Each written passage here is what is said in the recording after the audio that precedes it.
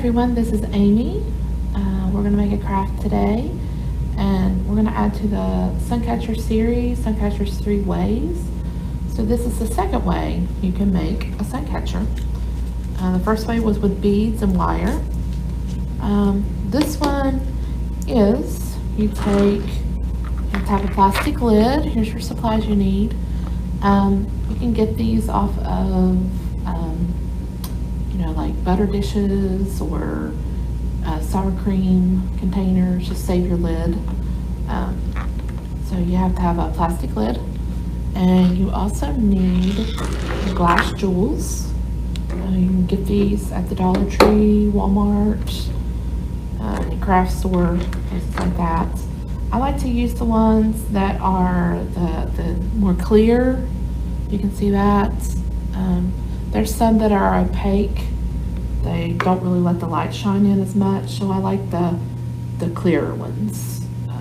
They're prettier and let the light come in better. So I have, these are just the smaller size, and then you can actually get some of these that are like the really large size. So I like those too. And the last thing you need is just some clear Elmer's glue. And I got this at Walmart. And that's all you need. So first thing you're going to do is, I've already laid out how many jewels I'm going to need. So the first thing you want to do is you have all your jewels, and you want to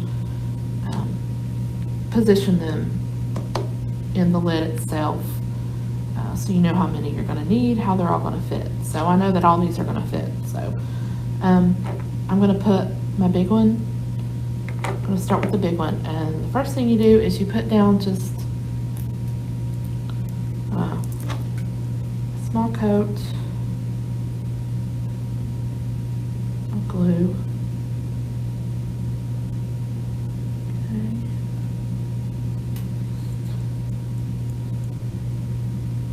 And the thing with this is I have several bottles of glue here, so make sure you have plenty of glue on hand.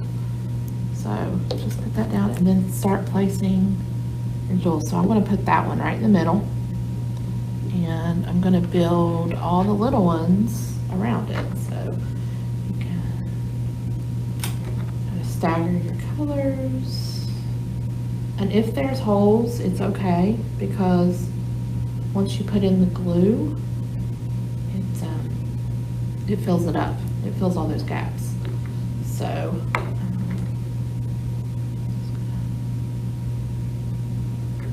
put all my jewels in.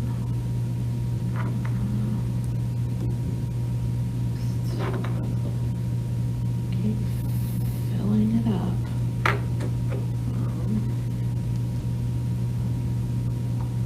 The good thing with some of these jewels, some are big, some are smaller, so they're not all, like that's a smaller one, so they're not all uniform, which is kind of what you want for this, because you can fill in some of the little gaps if you need to. So just keep going.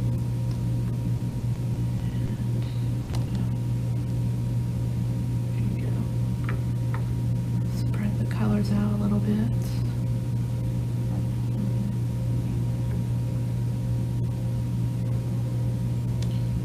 So they kind of move and adjust themselves as you do this, so you'll know where you can fill those gaps.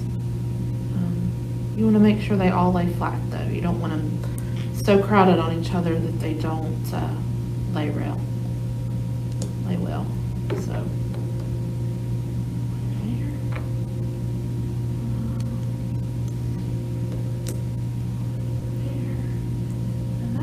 like that will about do it. I don't think I could fit this other green one in, so but that's okay. So there you go. That's what it's going to look like. If you can see that. Okay, so now what you're going to do is take your glue again and just completely flood it. You want it to go over top of them. in all the cracks. You're just gonna fill up this lid with glue. That's why you wanna have maybe several bottles on hand, and especially if you do like a larger lid, you can do these really large. I just chose to do the more medium size. Then you'll really need a lot of glue.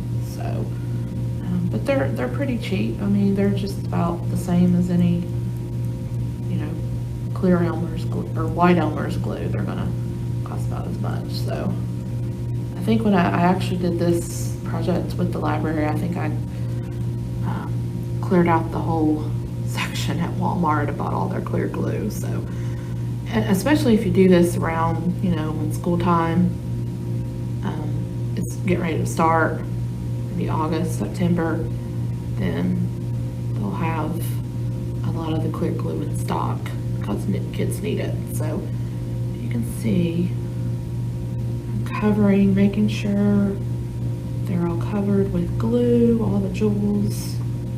Okay.